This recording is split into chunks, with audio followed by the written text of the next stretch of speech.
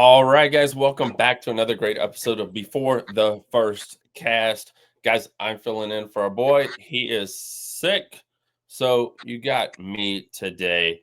But guys, Jared Ward is with us. If you guys haven't seen the photo yet from Smith Mountain Lake, we got our first 10-pound bass over the weekend. First of all, congratulations, Jared. Of all Thank the you. people, Thank you. if you guys don't know, Jared Ward won the Big Bass Tour a few years ago. Got him a brand new bass boat. Did you keep that or did you sell it, Jared? I can't remember. Yeah, I kept it. I still run it to this day. So he's used to catching giant bass, and it happened again this weekend. So congratulations, man. Thank you. Thank you. All Yeah, right, so still for you, still can't believe I put it in the boat, but yeah, thank you. that is awesome. Did you get? First of all, I didn't know if you had a biology or did you call the game and fish? Anybody? No, I didn't. I did keep it in the live well, and I called my dad, and he ran down to our little community dock that's in their neighborhood, and we Okay, we weighed it on my scales and took pictures of it and everything. But I didn't call anybody or the okay, game department or anything. So. gotcha. Either way, it was a heck of a fish. Set up the day for us a little bit, man. How was the day going until we landed that 10-pound bass? I mean, it was going good. I got on the water. I didn't get on the water till probably like 3:15 or 3:20, somewhere in there. Okay, I put in at my parents' community dock, which is in the back of Gills Creek. And I left there and went to go fish spots that I haven't fished a lot this time of year. And I pull up in the first spot, basically looking out in the middle of some coves for bait fish and fish that were on right. the bait fish. And pull up in the first cove and found some bait, and there was a fish on it. I caught it. It was like a 15-pound striper. Pulled the trolling motor up, went to the next cove down. It was the same thing, a bunch of bait with some fish on it.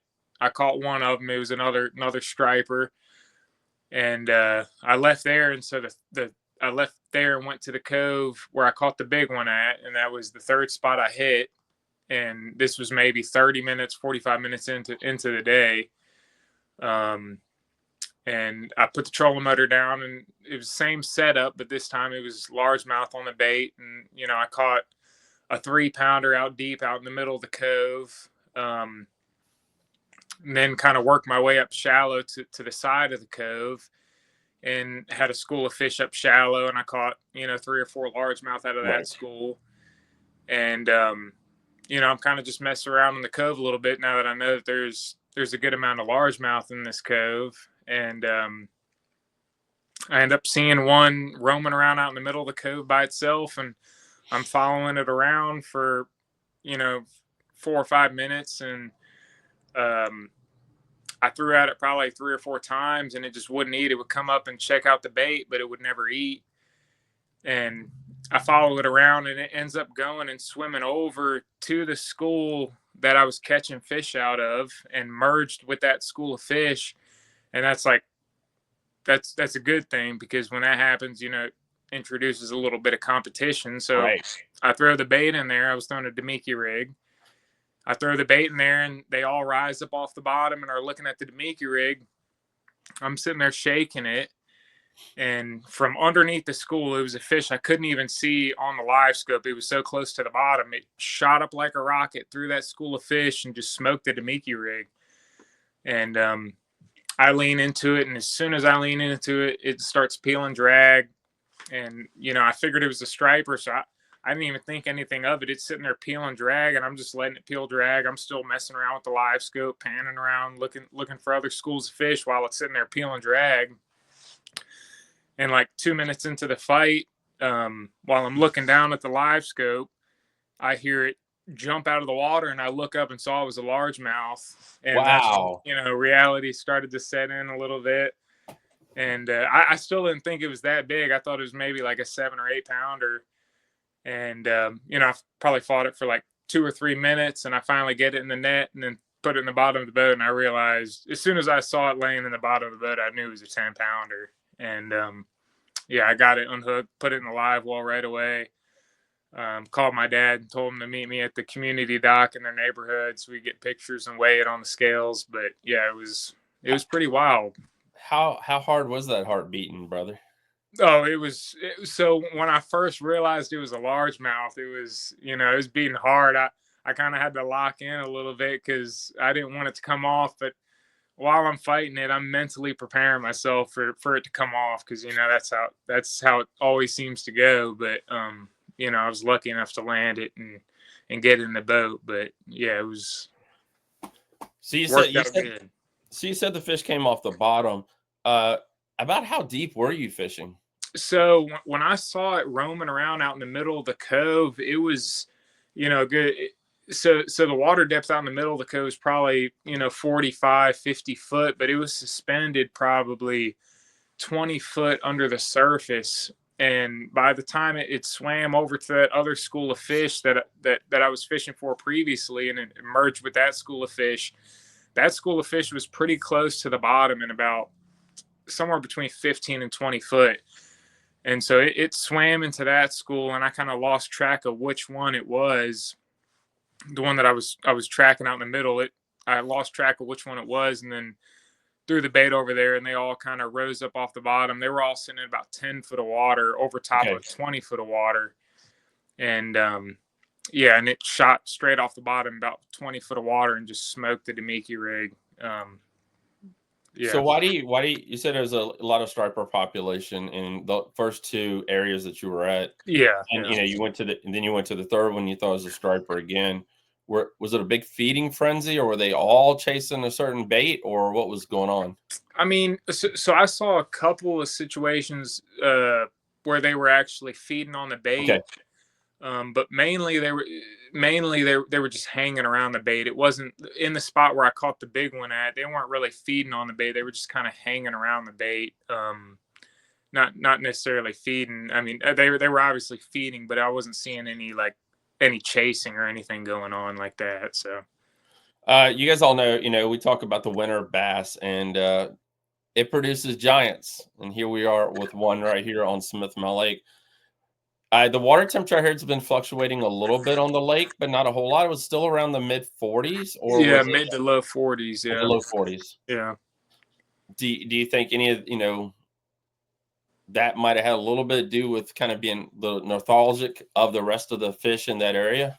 Yeah, I think the lower water temperatures compared to last year, they didn't really get that. The water temps didn't really get that low last year, and they were eating good last year, but we didn't see nearly as many big fish last year. Personally, between me and my brother, Right. we didn't really see as many big fish last year as we have this year. I think that cold winter really, I don't know, something about it just seems to really turn on those bigger fish. I don't know what it is, but yeah, it seems to make it, maybe it makes them easier to catch or something like that. But we've caught a lot more bigger fish this year than we did last winter for sure. So All right, Lake Anna, we got something you don't have yet. We got a 10-pound bass. You guys yeah, might have a 30+ pound bag, but we got a 10-pound bass here. A little competition between us and Lake Anna right here, because Lake Anna's been on fire this year. yeah, it has. Yeah. But I ain't well, I don't know if I should drop it or not, but they're fishing both sides of Lake Anna is what I've been told. So I mean, you never know what's going to happen there. But 10-pound bass. We introduced tiger bass. Holy cow! And I wanted to look this up. I know it's probably been over 10 years ago now, Yeah, and it we've was been kind of go ahead. 2015, I think, is when they first stocked the F1s in Smith Mountain. I think it was 2015, so it's been about 10 years now. So So 10 years later, we got a 10-pound bass. Go figure. yeah, it's working out good for sure. Guys, if you're not fishing Smith Mile Lake, you're crazy. I know it's one of those lakes. It can be a heartbreaker real fast. Jared knows it. I mean, he fishes the lake all the time. You know, this the locations you went to. I know that a lot of that was probably history, correct? Yeah, yeah, yeah. It was stuff I hadn't really I fished before, but it wasn't anything I fished this time of year. That's I got on the water late, so I was just trying to burn up some stuff that I hadn't really checked out before this time of year. So and it ended up working out good. So All right, you guys all know we got the Big Bass Tour right around the corner. We got the Major League Fishing event right around the corner. Do you think we're still gonna see these giant bass over the next few weeks? Like I said, a couple years ago, I think we had a couple eights. We had one nine, Yeah. uh, and now we got the 10. Do you think they're gonna hang around? Or are they gonna kind of lockjaw?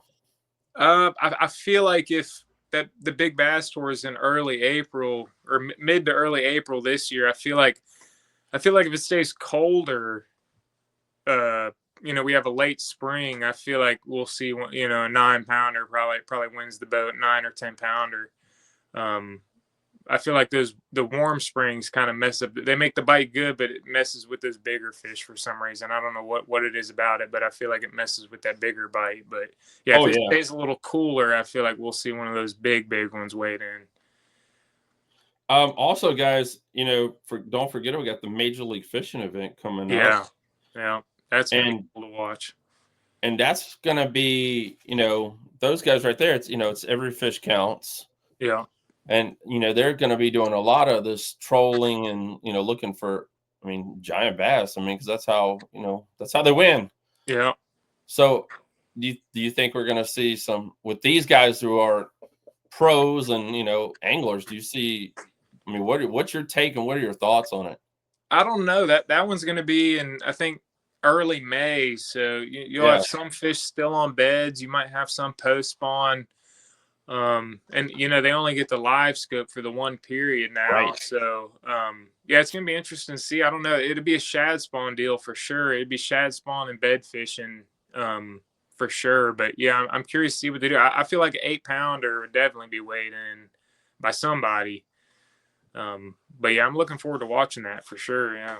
Do you think we got more giant 10-pound bass on that lake, or what's your take? You do a lot of Oh yeah. trolling. You hit that lake pretty daggone hard, brother. Yeah.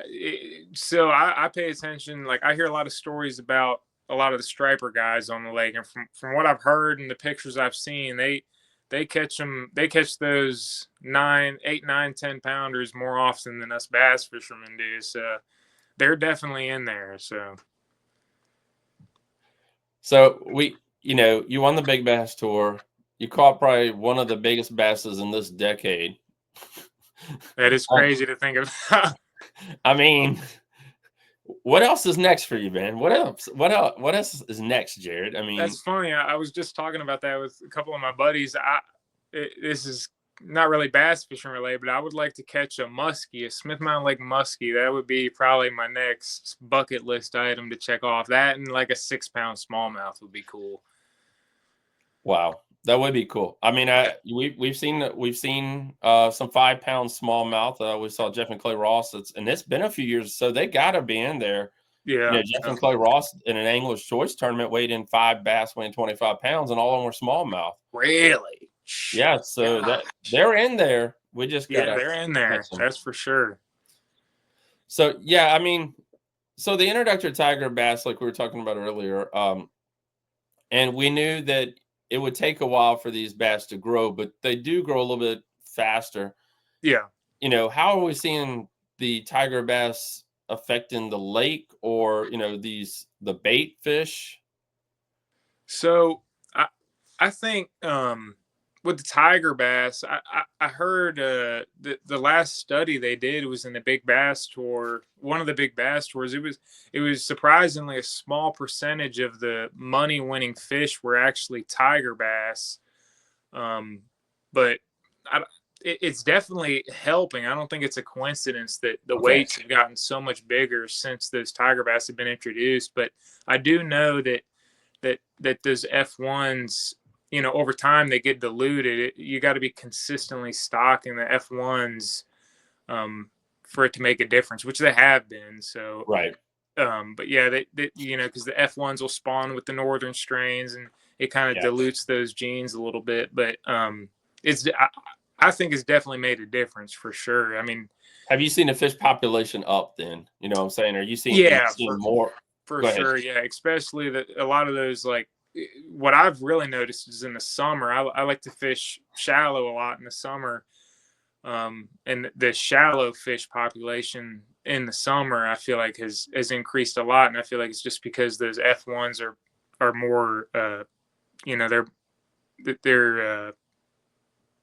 more they're used to that warmer water, so they can stay up shallower and stuff like that. But yeah, seeing in the summer, seeing a lot more largemouth cruising the banks and stuff like that, I feel like that's got to be something from those F1s that have been stocked. So, I heard the grass is maybe coming back a little bit. Is that true? So I know in the Big Bass Tour last year, when I would go and weigh in, last time I was out of Crazy Horse, right? I several times idling out of there, you'd see grass growing up on the down scan out in 15, 20 foot of water. It looked like hydrilla growing up. So it was heavy in there. And Chris Brumet talked about his fish that he caught in that BFL was in a hydrilla patch. And, I've been pulling it up on my baits all year long too. So I feel like that's on an upswing too, for sure. So guys, you heard it right here. The grass is starting to come back. The fish are starting to get bigger. The population is starting to get better. Guys, Smith Mount Lake is going to be on fire this year. Don't forget the Basscast. Sure. The Basscast.com kicks off March the 8th out of the state park.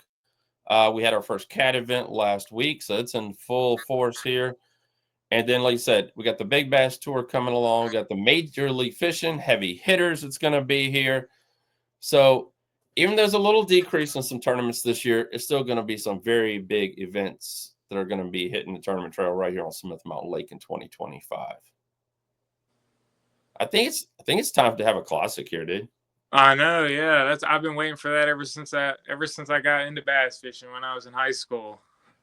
I mean, we got Liberty University, which could handle a classic, which is 45 minutes, an hour away. We got Roanoke Civic Center that can handle a classic. I mean, These big events are traveling 45 minutes to an hour away just to do a weigh-in because they're looking for the big arenas. Yeah. We got two great big places to host an event that size right here on Smith Mount Lake. Before you leave, you said what was the baits again that you used to catch the 10-pound bass? So I don't want to get too specific. It's a bait that a lot of people are throwing right now. Okay. Demiki rig on a 1/4 ounce head. But yeah, the small 3-inch bait on a Demiki rig. For that particular fish, I really don't think it mattered, what brand it was or the shape or anything like that, just the way he hit it. But just small Demiki rig, light line, 8-pound test. That just seemed that's what we've been on, the last couple of weeks ever since it started to get cold. That just seems to be what they're eating the best. So, all right. So, guys, I want to tell you this real quick. Jared, we talked a little bit before we started. Jared has a full-time job, everybody. He goes fishing in the afternoon. Yes, I know Jared's not married. I don't know about the rest of his life. But time in the water pays off. I mean, it really, really, I don't care if you got forward-facing sonar or any other way to catch giant bass or bass, period. That time on the water is so important. And we preach that here so daggone much. And here's an example of what happens. That's right. Yeah, I never, in the past, if I had an opportunity to get on the water for only 2 or 3 hours, I probably would have turned it down. But this past Saturday, for some reason, I was just like, I'm putting the boat in the water. I'm going fishing. Only had 2.5 hours till it got dark, and I put the boat in the water. Ended up catching my biggest bag of my life. I caught, one, right over 6.5, and then at 10, within 30 minutes of each other. So, yeah, it's definitely worth getting out there for sure. All right, guys, head over right now to Discount Tackle. I'll link an affiliate link in below. Get you some winter clothing and get your butt out there. And you guys never know if you might catch your next, whether it be your lunker or a lunker that is a giant on Smith Mountain Lake. So, Jared, man, appreciate you taking the time to talk to us, guys. Thank you all for listening to Before the First Cast. Like I said, Calvin is out sick, so I'm filling in for him. Pray for him that he'll get better. Everybody's had that stupid flu, and he got it as well. So, I mean, he's in the school. Calvin's a school teacher, guys, and that's how he got it. It had been going through the school system. So please pray for him. But Jared, congratulations. We're going to watch the rest of your season. Before you go, real quick, where can they follow you, man, on social media? On Instagram, I got Instagram. It's just Jared B.A. Ward. And then on Facebook, that's about it. That's all I got. All right, there you go. That's all he's got. Appreciate you guys listening and being a part of Before the First Cast. Thanks, Brian.